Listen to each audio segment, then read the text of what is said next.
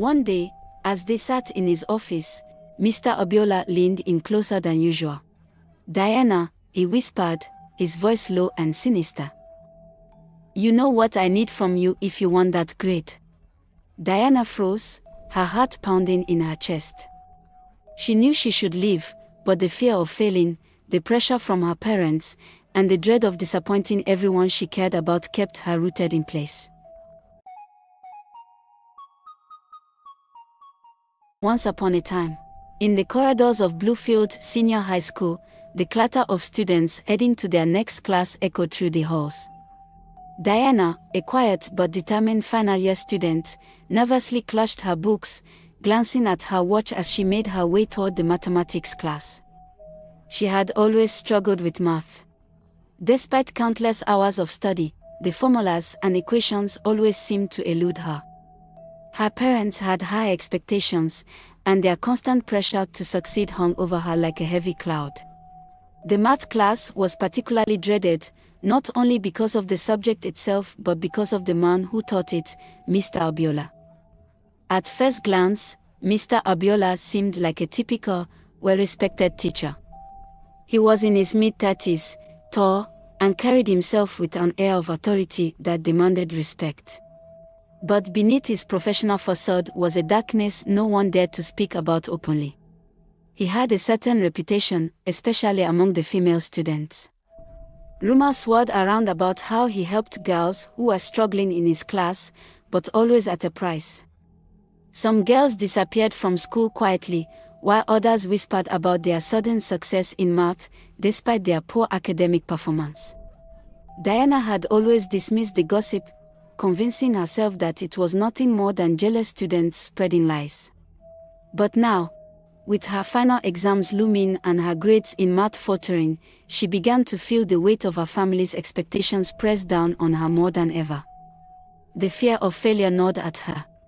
Her parents constantly reminded her that her future depended on her ability to secure a good score in math, as it was required for university admission. One day after class, as Diana sat staring at her recent test paper filled with red marks, Mr. Abiola approached her desk. His presence made her uncomfortable, though she couldn't understand why at first. He had always seemed professional, strict but fair.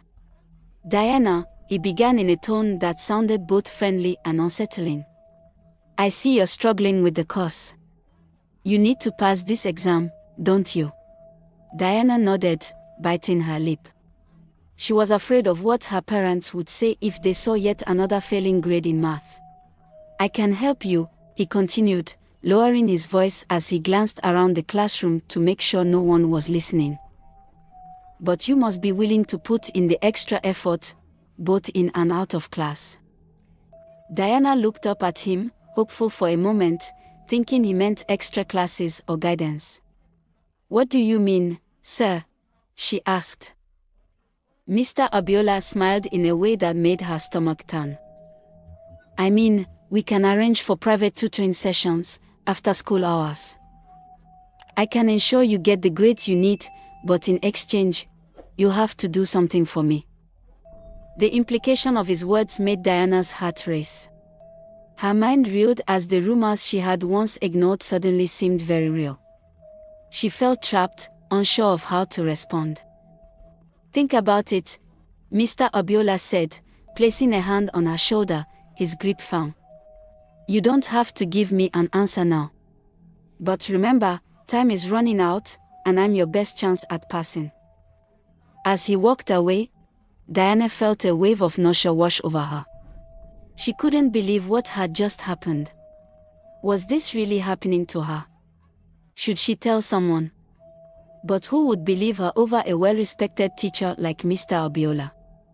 Besides, her grades were abysmal, and the idea of facing her parents with another failure was too much to bear. For days, Diana wrestled with the decision. She knew it was wrong, but the pressure to succeed was overwhelming. Finally, as the deadline for their final exams drew closer, she found herself agreeing to Mr. Abiola's proposal, convincing herself that it was just a tutoring session, that nothing bad would really happen. After Diana accepted the offer, Mr. Abiola started paying special attention to her. He would often take his time explaining some complex concepts that Diana found a bit hard to understand. Soon private sessions also started. The first few sessions were innocent enough. Mr. Abiola would go over problems with her and explain difficult concepts. But gradually, the sessions took on a darker tone. He began to touch her. At first, lightly on the arm, then more invasively. He made suggestive comments that made her skin crawl, but Diana stayed silent, afraid of what would happen if she spoke up. One day, as they sat in his office, Mr. Abiola leaned in closer than usual. "Diana," he whispered, his voice low and sinister. "You know what I need from you if you want that grade." Diana froze, her heart pounding in her chest. She knew she should leave, but the fear of failing, the pressure from her parents, and the dread of disappointing everyone she cared about kept her rooted in place. She didn't remember much of what happened next. It was a blur of fear, shame, and regret. She had crossed a line she could never uncross. And as she left his office that day, she felt dirty, broken, and utterly lost. In the weeks that followed, Diana felt trapped in a nightmare she couldn't wake up from. True to his word, Mr. Abiola ensured her grades improved, and on paper, she appeared to be excelling in math. But inside, she was a wreck. She avoided her friends, ashamed of what she had done.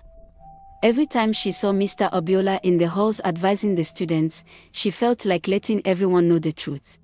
The truth that the well-respected math teacher, Mr. Abiola, was not who they thought he was. But the worst was yet to come. It was during a short break in the term that Diana's life truly unraveled. One morning, she woke up feeling sick, her stomach heaving violently. She tried to brush it off as a stomach bug, but when the nausea persisted for days, her parents became concerned and took her to the hospital. The doctor ran a few tests and returned with news that hit Diana like a ton of bricks. "You're pregnant," the doctor said calmly, unaware of the storm raging inside her. Diana's world spun. Pregnant? How could this be happening? She had been so careful, so sure this nightmare would end once the exams were over. But now, it seemed like the consequences of her actions had only just begun. At home, her parents were in shock. Her father, a stern man who had always placed immense value on education, was speechless with rage.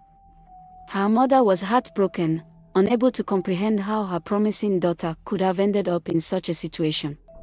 Through sobs, Diana told them everything: the tutoring sessions, the pressure, and how Mr. Abiola had manipulated her. Her parents were horrified. Her father, especially, was furious and vowed to take action immediately. When school resumed after the break, Diana's parents marched into the principal's office and demanded a meeting with Mr. Abiola. The accusations flew thick and fast, and Mr. Abiola, taken aback at first, quickly denied everything. He painted Diana as a troubled student, one who was fabricating the story to cover up her own failings. But Diana wasn't the only one. Two other girls, who had been in similar situations with Mr. Abiola, came forward with their own stories. They, too, had passed math miraculously despite performing poorly in exams. Their experiences mirrored Diana's: tutoring sessions that quickly turned inappropriate, and the implied promises of good grades in exchange for their silence and compliance. The revelations shocked the entire school community. Mr. Abiola was arrested, and the investigation into his actions was swift. The authorities discovered that he had been preying on vulnerable girls for years, using his position of power to manipulate them. But for Diana, the ordeal was far from over. As she sat in her bedroom, staring at the ceiling, she found herself at a crossroads. She was 18, with her whole life ahead of her. But now, she was carrying a child. A child she wasn't ready for. Her parents were divided. Her father, though furious, wanted her to continue with her education, to put the past behind her and move forward.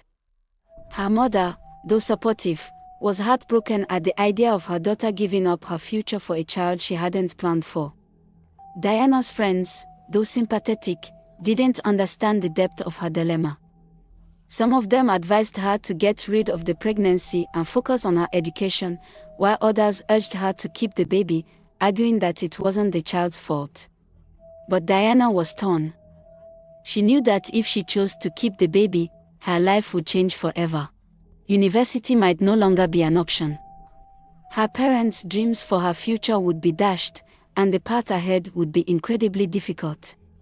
On the other hand, if she chose to terminate the pregnancy, she could go back to school, pretend like none of this had happened, and focus on the life that lay ahead of her. But deep down, the guilt gnawed at her.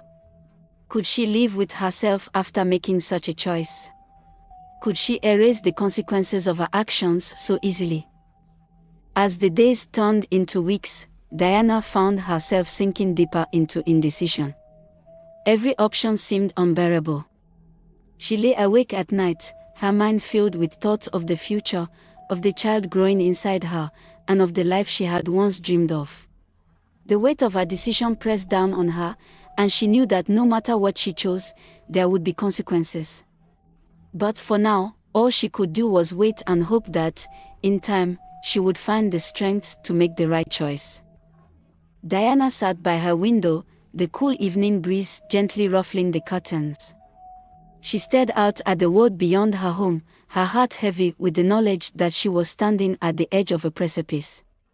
Her future was uncertain, her path unclear, and the decision that loomed over her was one that no one could make for her.